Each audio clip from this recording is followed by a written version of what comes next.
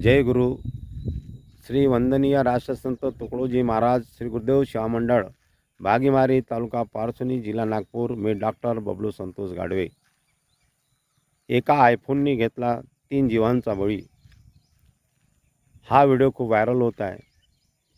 92% गुण प्राप्त करणाऱ्या विद्यार्थ्याला आयफोन पाहिजे होता। त्याच्या आईवडिलांनी आयफोन घेऊन देण्यास असमर्थता दर्शवल्याबरोबर त्यांनी हट्ट धरला आणि एका डोंगराच्या कडेवर जाऊन उभा राहिला आणि स्वतःला संपवण्याचा प्रयत्न केला। त्यावेळेस आईने खूप विनवणी केली, बेटा असं करू नको।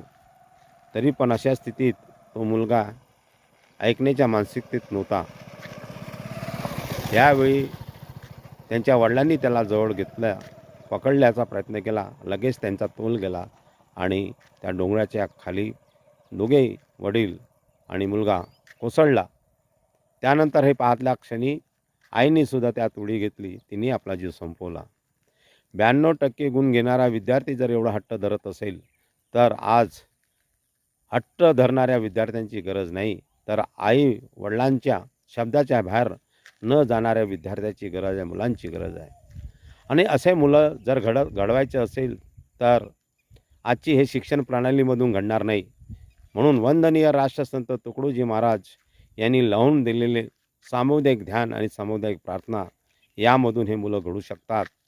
म्हणून सरकारने याचं विचार करायला पाहिजे आणि या सामुदायिक ध्यानाला, सामुदायिक प्रार्थनाला गावोगावी, घरोघरी, शहरोशहरी याचा प्रचार केला पाहिजे की ज्यामधून संस्कारित मुलं तयार होतील। परंतु आमचं तिकडे लक्ष नाही। निव्वळ पर्सेंटेजच्या मागे धावून आम्ही हट्टवादी मुलं, न ऐकणारे मुलं, असंस्कारित मुलं आम्ही घडवत आहोत। म्हणून या कलियुगात असे जर मुलं घडले तर मुलासोबत आईवडिलांचा जीव गेल्याशिवाय राहणार नाही।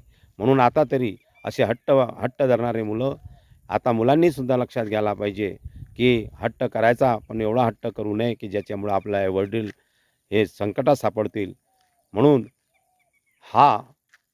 हे निवेदन आहे की बाल संस्कार केंद्र हे गावोगावी असायला पाहिजे।